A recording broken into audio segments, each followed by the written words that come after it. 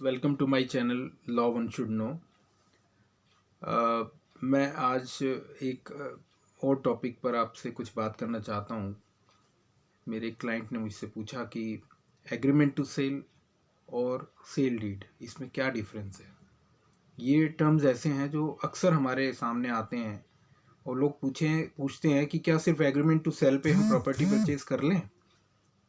तो दोस्तों, मेरा ये कहना है कि बिल्कुल गलत है, क्योंकि agreement to sell ownership right transfer नहीं करता है। वो दैट इज़ एन एग्रीमेंट, वो कहलाता है सिर्फ एक एग्रीमेंट टू सेल। सेल करने के लिए आपका एक एग्रीमेंट हुआ है, लेकिन अभी सेल नहीं हुआ है। लेकिन किस तरह से सेल होनी है प्रॉपर्टी, वो उसमें बताया जाता है। कब दिया जाएगा, कब ये प्रॉपर्टी ट्रांसफ़र होगी, किस तरह से होगी, सेल डीड होगी, क्या होगा। तो एग्रीमेंट टू सेल और सेल डीड ये दोनों अलग चीज़ हैं। सिर्फ एग्रीमेंट टू सेल आप ले लेते हैं और सोचते हैं कि हमने प्रॉपर्टी परचेज कर ली, ये बिल्कुल गलत है, उसकी कोई वैल्यू नहीं है।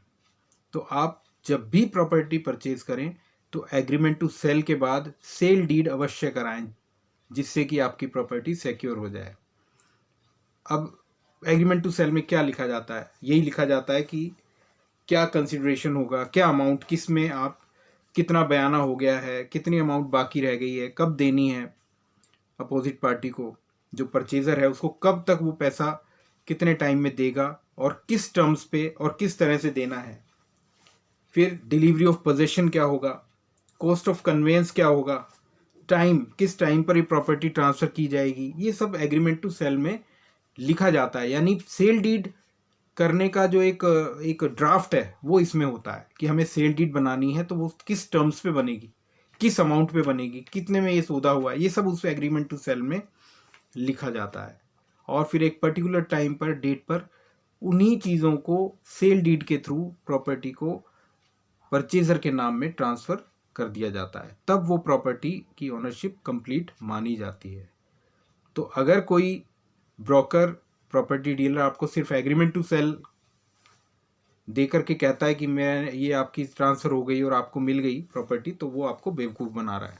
इसलिए ऐसे लोगों से आप संभल कर रहें।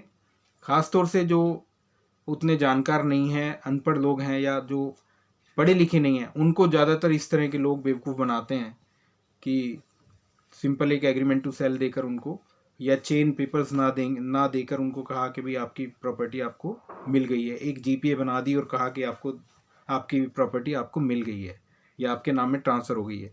तो ऐसा कुछ भी ना करें, क्योंकि जीपीए या एग्रीमेंट टू सेल इससे ओनरशिप ट्रांसफ़र नहीं होती। आप उसका मालिकाना हक आपको नहीं मिलता है जब तक कि सेल डीड ना हो।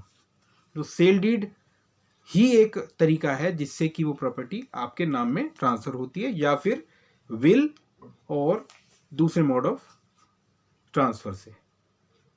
तो हमेशा सेल डीड मांगें, एग्रीमेंट टू सेल को कंप्लीट ना माने। जब तक सेल डीड ना मिले एग्रीमेंट टू सेल की कोई वैल्यू नहीं है। ठीक है दोस्तों, ये एक जनरल छोटी सी जानकारी मेरे को शेयर करनी थी। Okay, thank you, take care.